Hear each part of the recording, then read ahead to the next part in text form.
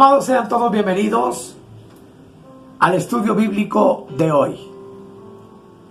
Estamos hablando del misterio de la gracia de Dios y hoy vamos a contestar una pregunta muy importante. ¿Qué cosa es la gracia? Y les invito, por supuesto, para que hagamos una oración. Amado Padre, nos acercamos a ti en el todopoderoso nombre de nuestro Señor Jesucristo. Te damos gracias por tu amor, por tu bondad, por tu misericordia. Y a ti, amado Espíritu Santo, te rogamos como consolador y maestro nos guíes a toda la verdad. En el todopoderoso nombre de nuestro Señor Jesucristo. Amén. Todos son bienvenidos al estudio bíblico de hoy.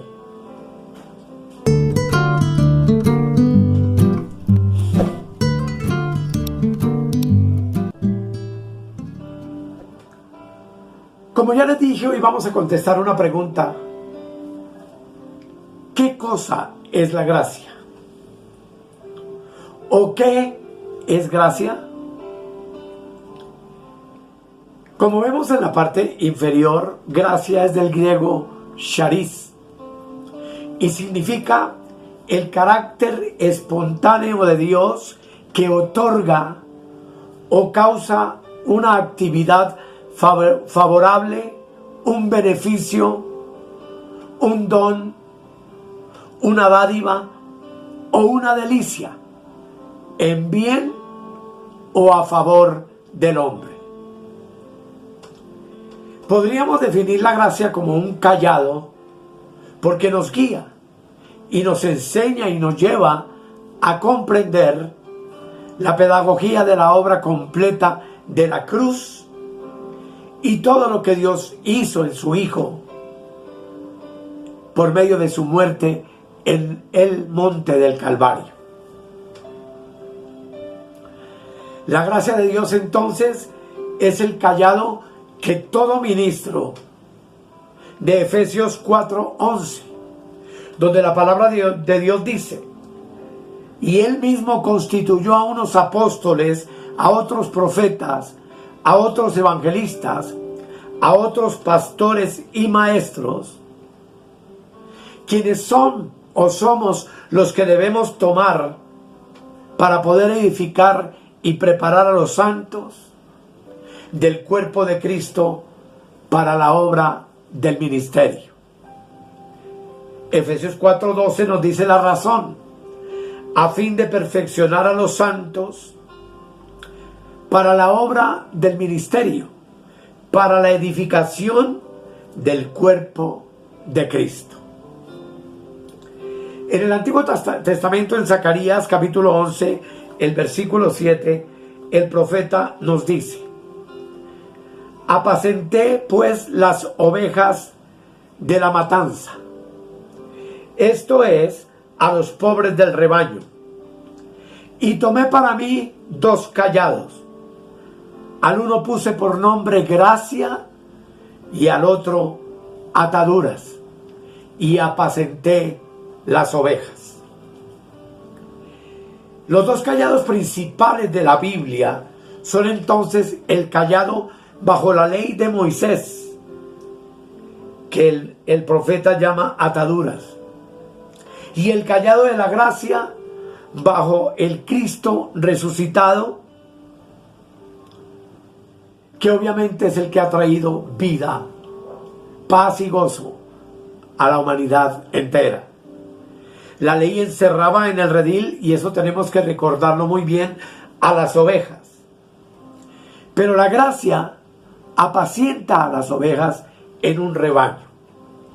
Dice el Evangelio de San Juan, el capítulo 10, una verdad muy importante. En el 10:1 dice: de cierto os digo, el que no entra por la puerta en el redil de las ovejas, sino que sube por otra parte, ese es ladrón y salteador. Y obviamente está haciendo referencia a lo que era el pueblo de Israel bajo la ley. un redil.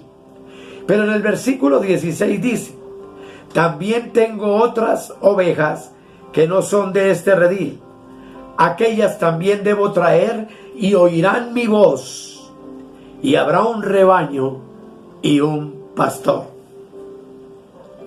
Gracia, amados, no es un movimiento que está de moda. Tampoco es una reforma, ni una iglesia o un movimiento que la pregona. Que nos quede claro que la gracia no tiene dueños, ni le pertenece a ningún apóstol o reformista. La gracia no ha sido una invención del hombre, sino que es el evangelio único y verdadero del Dios verdadero. Amados, gracia es Dios mismo dispensándose a nosotros a través de su Hijo Jesucristo, para que tú y yo tengamos el privilegio de disfrutarlo a plenitud. La gracia para los judíos y los gentiles era el ministerio que estuvo escondido en el corazón de Dios antes de la fundación del mundo, pero que le fue revelado al apóstol Pablo para que él lo predicara y lo compartiera con la iglesia compuesta de judíos y gentiles en Cristo Jesús. Es así entonces como Efesios capítulo 3, el versículo 6 nos dice lo siguiente. Dice que los gentiles son coherederos y miembros del mismo cuerpo y copartícipes de la promesa en Cristo Jesús por medio del Evangelio. Esto implica que la gracia es el nuevo pacto de Cristo, como dice Hebreos 8:13. Dice la palabra: al decir nuevo pacto, ha dado por viejo al primero, y lo que se da por viejo y se envejece está próximo a desaparecer. La gracia, y tenemos que entenderlo, es un nuevo testamento que comenzó después de la cruz de Cristo, después de la muerte de Cristo en la cruz. Y hay un pacto allí, que es un acuerdo que tiene promesas.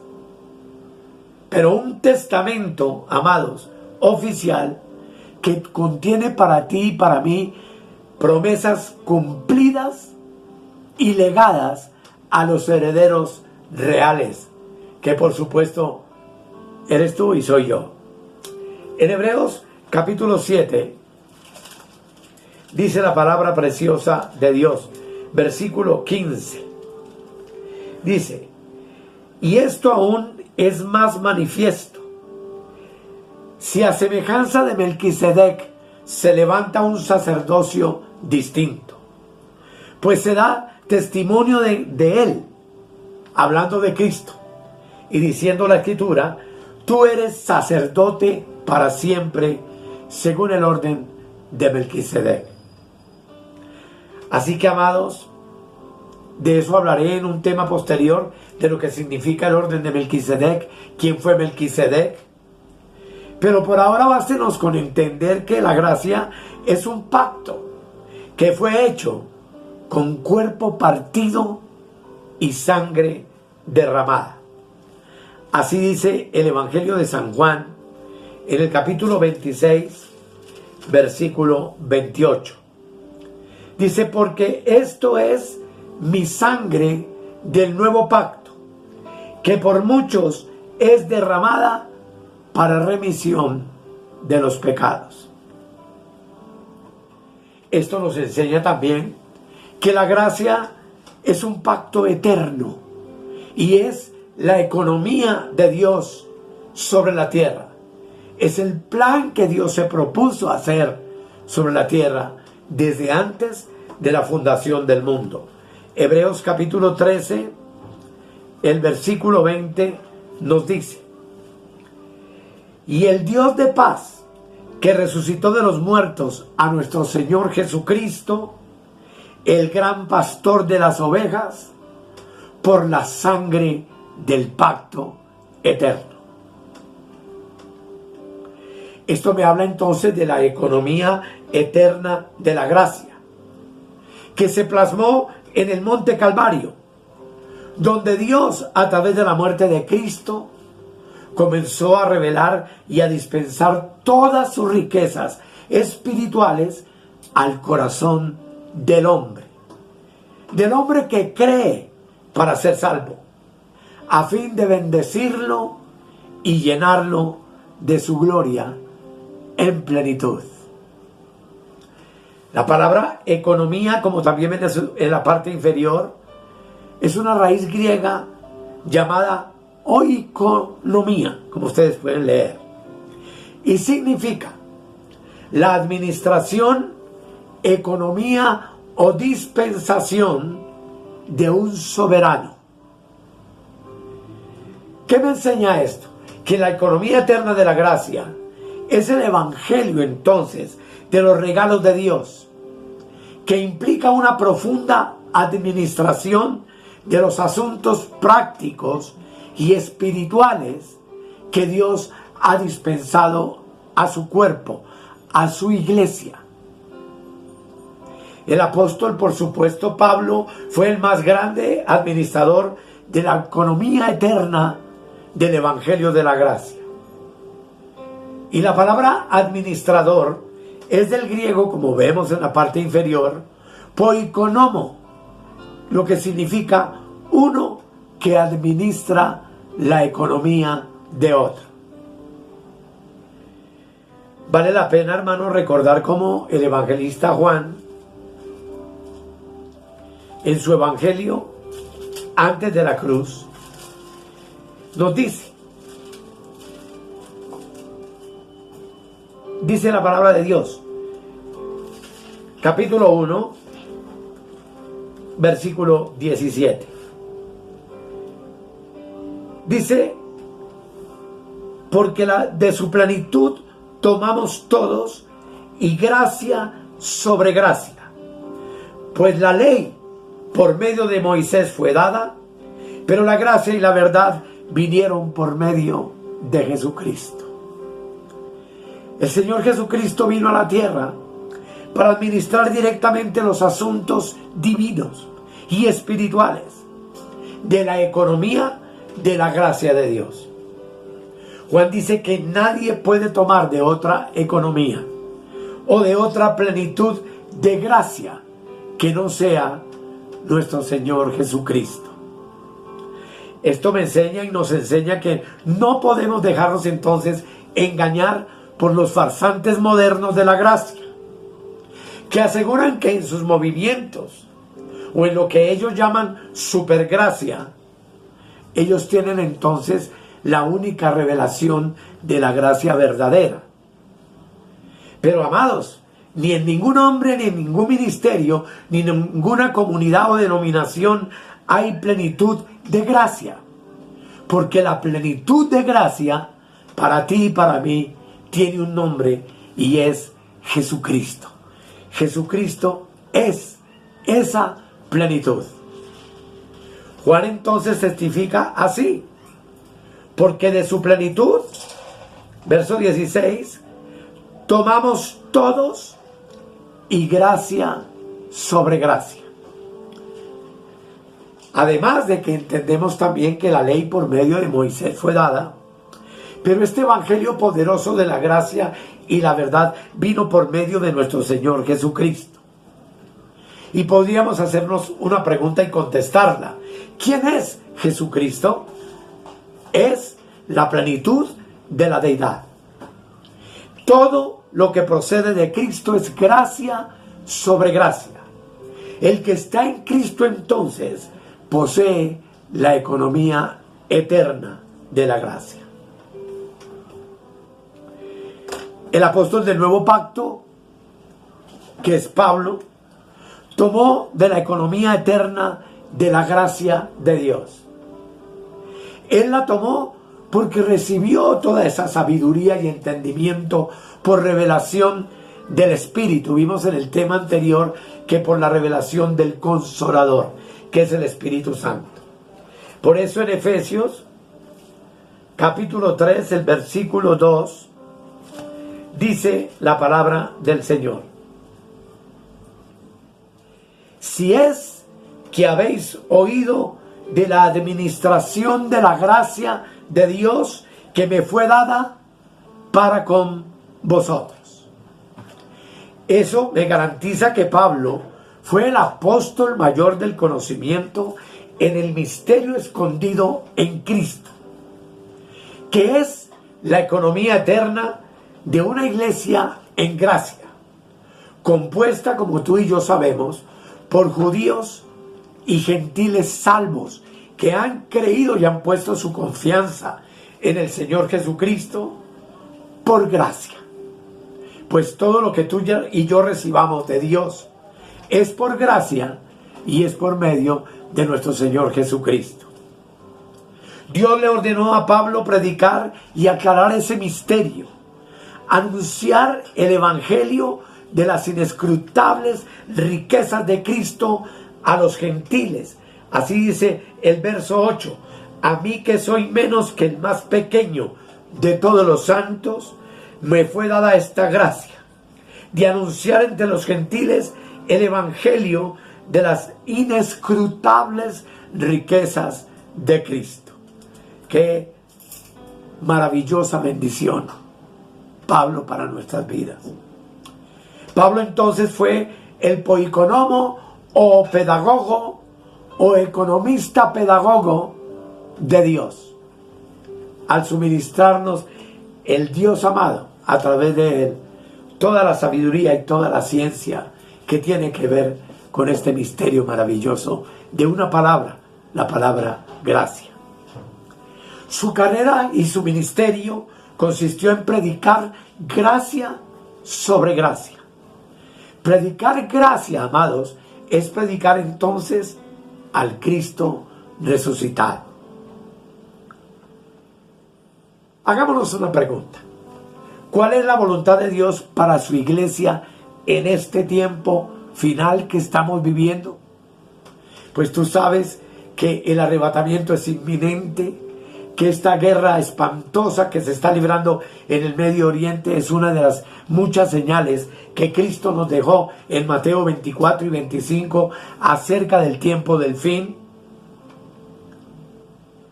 Y contestemos la pregunta: ¿cuál es la voluntad de Dios en este tiempo? En Hechos capítulo 13, el versículo 43 nos dice la palabra maravillosa de Dios. Dice: y despedida la congregación en ese tiempo, muchos de los judíos y los proselitos piadosos siguieron a Pablo y a Bernabé, quienes hablándoles les persuadían a que perseverasen en la gracia de Dios. Esto es lo que tú y yo tenemos que hacer hoy: conocer y entender la gracia y perseverar en ella. Y en Romanos 11:5 también nos dice la Escritura lo siguiente: así también, aún en este tiempo, ha quedado un remanente escogido por gracia. Hablaba de ese tiempo antes del año 70, antes del fin completo de la ley con la destrucción del templo y de Jerusalén. Y había un remanente, y por supuesto ese remanente sigue existiendo hoy también en nuestros días. El evangelio, amados, de la gracia afecta por completo nuestra experiencia doctrinal y personal. Cada uno de nosotros es afectado de manera gloriosa por estas verdades maravillosas. La gracia ya está entre nosotros. La gracia cambia iglesias enteras en su aspecto objetivo y subjetivo. La gracia es eterna para los eternos, como tú y yo, que poseemos la vida eterna en Cristo Jesús, Señor nuestro. Que podamos entender que la gracia produce cambios radicales en nuestra teología tradicional, en nuestro mensaje y en nuestras vidas. Todos estos son cambios positivos de fe. La predicación de la gracia es algo que produce en nosotros reposo y libertad espiritual. Y es en la que tú y yo podemos caminar hoy únicamente por medio de la fe y para fe como un estilo de vida. Una vez que usted conoce la gracia de Cristo, comenzará entonces a afirmar su corazón en la gracia. Crecerá en la gracia. Comprenderá que esta es la verdadera gracia de Dios predicada a través del Evangelio de la gracia, valga la redundancia. Y tú y yo, jamás oyendo estas verdades, desecharemos en vano la gracia de Dios o la recibiremos en vano. Pues entendemos hoy que finalmente todo será consumado por la gracia de Dios. Hebreos capítulo 13, el versículo 9 nos dice la Escritura. Mira bien, amado hermano y hermana, no os dejéis llevar de doctrinas diversas y extrañas, porque buena cosa es afirmar el corazón con la gracia, no con viandas que nunca aprovecharon a los que se han ocupado de ellas. Pedro, en el capítulo 5, versículo 12 de su epístola, primera de Pedro 5:12, también nos dice y nos amonesta de la siguiente manera. 5:12 dice: por conducto de Silvano, a quien tengo por hermano fiel, os he escrito brevemente, amonestándoos y testificando que esta es la verdadera gracia de Dios en la cual estáis. Gálatas capítulo 2, versículo 21, dice el apóstol Pablo de manera maravillosa: no desecho la gracia de Dios, pues si por la ley fuese la justicia, entonces por demás murió Cristo. Primera de Pedro 1:13. Todo eso tiene una explicación, pero todo eso lo iremos dilucidando a medida que avancemos en estos temas maravillosos. Primera de Pedro 1:13 dice: por tanto, ceñid los lomos de vuestro entendimiento, sed sobrios y esperad por completo en la gracia que se os traerá cuando Jesucristo sea manifestado. Romanos capítulo 5, versículo 2, que tenemos en la Escritura como única base de fe y de confianza, dice: por quien también tenemos entrada por la fe a esta gracia, en la cual estamos firmes, y nos gloriamos en la esperanza de la gloria de Dios. Amados, la gracia es un mensaje, la gracia es un estilo de vida, es una pedagogía y un evangelio que actúa en todo aquel hombre y mujer que es sincero para con Dios. La gracia transforma nuestra propia teología e impacta profundamente nuestra conciencia. La gracia rompe los odres viejos de un cristianismo tradicional, religioso, degradado, para llevarnos a entender la verdad de lo que Jesús dijo en Lucas 5, 37 y 38, donde la palabra de Dios nos habla de la siguiente manera. Y es Jesús quien lo dijo.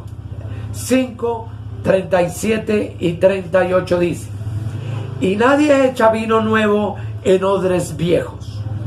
De otra manera el vino nuevo romperá los odres y se derramará y los odres se perderán.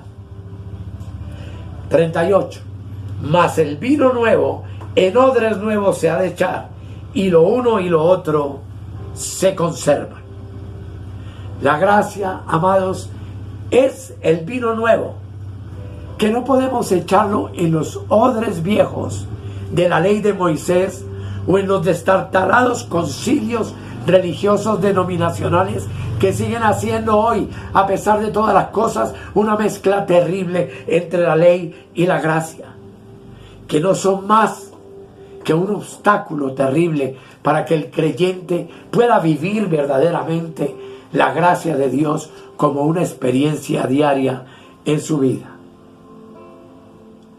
Así que esto es una introducción de todo lo que veremos, pero quiero decirle, amado hermano y hermana, que usted está entonces a punto de tomar una gran decisión.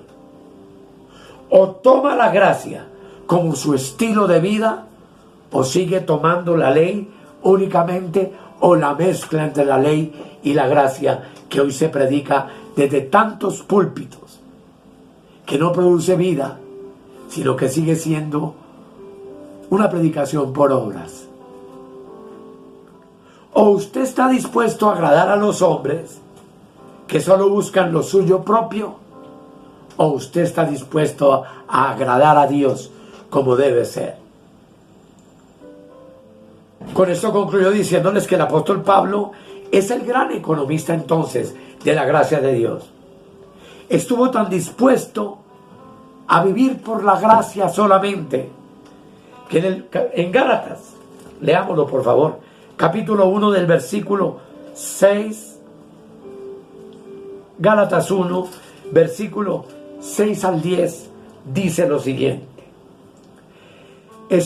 Le está hablando a la iglesia de Galicia y los está amonestando diciéndoles: estoy maravillado de que tan pronto os hayáis alejado del que os llamó por la gracia de Cristo para seguir un evangelio diferente. ¿Cuál es el evangelio diferente? La mezcla entre gracia y ley, o pura ley, que se predica en muchas partes. El verso 10, de manera maravillosa, dice: pues busco ahora el favor de los hombres o el de Dios, o trato de agradar a los hombres. Pues si todavía agradara a los hombres, no sería siervo de Cristo. Pablo utiliza la palabra gracia indudablemente para indicarnos lo contrario a las obras y a los méritos propios del hombre. Él nos dice en el libro de los Efesios, capítulo 2, versículo 8 y 9. Efesios 2, versículo 8 y 9. Dice: porque por gracia sois salvos por medio de la fe. Y esto no de vosotros, pues es don de Dios. Así que tanto la gracia como la fe y como la salvación es un regalo de Dios. Dice el 9: no por obras, para que nadie se gloríe. Notemos bien: por gracia sois salvos, no por obras. La salvación es por gracia, porque es un don gratuito y nos es otorgado por la soberanía de Dios. Tú y yo tenemos hoy el disfrute de la gracia de Dios por inmerecimiento. No lo merecíamos, porque la gracia es algo que nadie puede comprar, ni nadie puede negociar, ni nadie puede pactar y tratar de ganar por obras o por méritos propios de su vida. Esto es un regalo absoluto de Dios. Y si la gracia es gratuita, es por medio de la fe, pero la fe también es otro regalo de Dios. La fe es el instrumento por el cual Dios opera la gracia para salvarnos. Somos salvos por gracia. Por tanto, continuamos viviendo por gracia y sin duda anhelamos finalizar nuestros días por gracia. Es razón, amados, de que tú y yo tenemos que tener claro de que la salvación no es de nosotros, sino que es un don de Dios. Como la salvación no es nuestra, entonces nadie se puede gloriar de ella. El hombre no hace la salvación, no la puede fabricar, porque cualquier cosa que el hombre haga para lograrlo le va a dar lugar a la jactancia de la carne. La salvación eterna, siempre eterna, amados, es por gracia eterna, para que ningún mortal se gloríe. La gracia abomina por completo la jactancia del hombre. Y es que si alguien nos da algo por gracia, quiere decir que no lo merecíamos. Algo que ganamos como sueldo o que merecemos recibir como paga de nuestro trabajo, no se llama gracia. Pablo dice en Romanos 11:6 lo siguiente, 11 versículo 6. Y si es por gracia, ya no es por obras. De otra manera, la gracia ya no es gracia. Cualquiera que diga que ha recibido algo de Dios por gracia, con esto está testificando que recibió algo que jamás se mereció y que jamás pudo obrar o hacer algo para poderlo conseguir. La gracia, amados, de ninguna manera depende del mérito de un ayuno, de una vigilia, de largas oraciones para ser otorgada. La gracia es un asunto exclusivo de la voluntad soberana de Dios, del Dios de toda gracia. La gracia de Dios está totalmente libre de toda influencia humana. No hay nada que el hombre ni por el hombre pueda derrotar a la gracia, ni hacerla nula o destruirla una vez que ha sido recibida por ti y por mí de parte de Dios. Así como Dios en el Antiguo Testamento, en Jeremías 3:3, dijo lo siguiente. Por favor, leámoslo. Jeremías capítulo 3, versículo 3. Dice la palabra de Dios: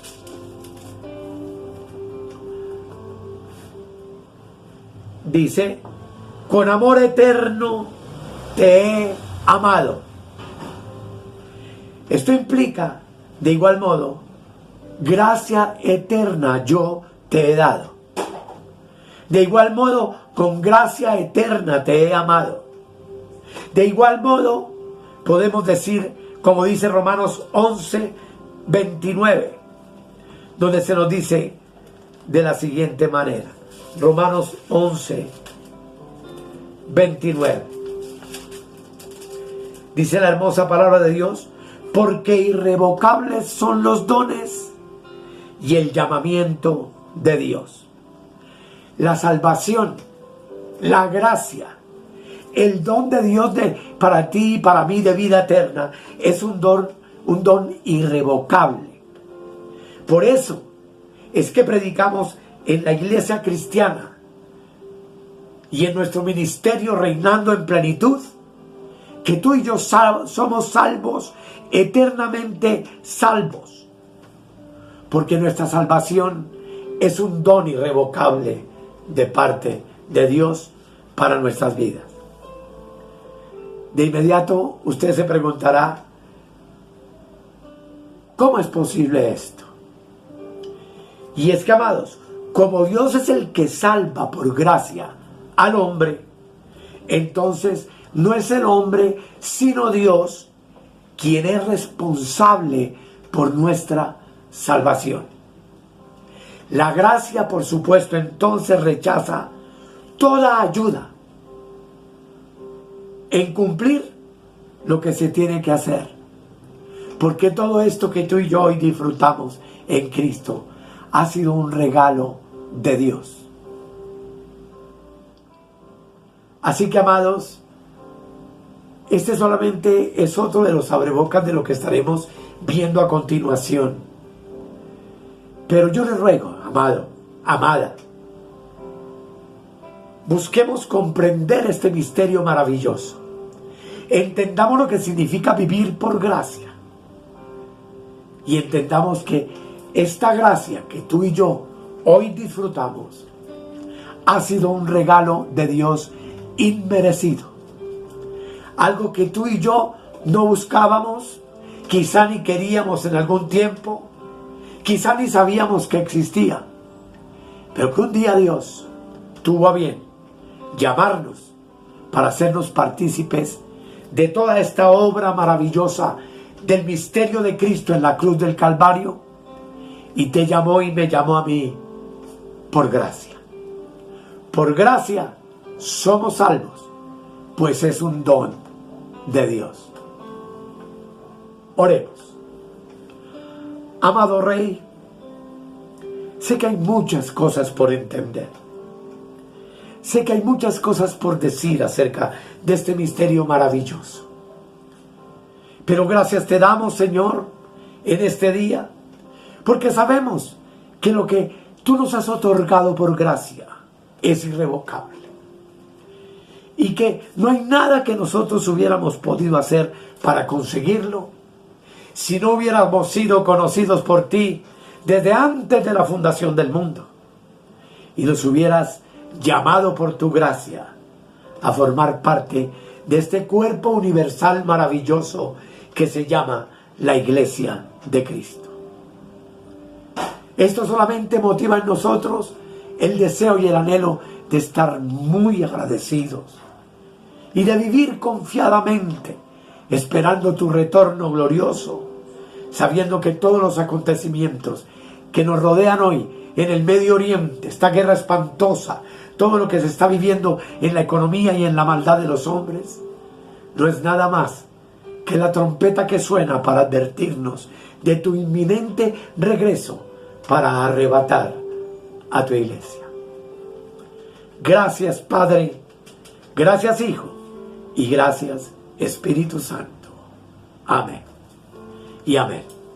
Amados, no hemos terminado, esto es extenso, pero quiero invitarle para que te suscribas a nuestro canal, para que si tú ves los videos, por favor les des like, porque esos likes representan para nosotros el poder llegar a muchas más personas y ser más y más promocionados por YouTube.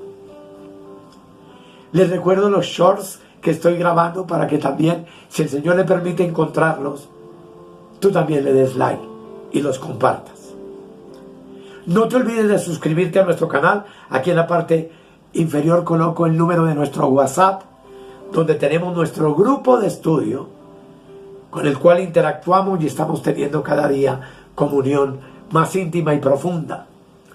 Así que, amados, este es el WhatsApp, este es el ministerio Reinando en Plenitud, y nuestro anhelo únicamente es edificar sus vidas con el único evangelio verdadero, el evangelio de la gracia de Dios, del cual hablaremos extensamente en el futuro. Que el Señor les continúe bendiciendo y gracias por habernos acompañado en este tema.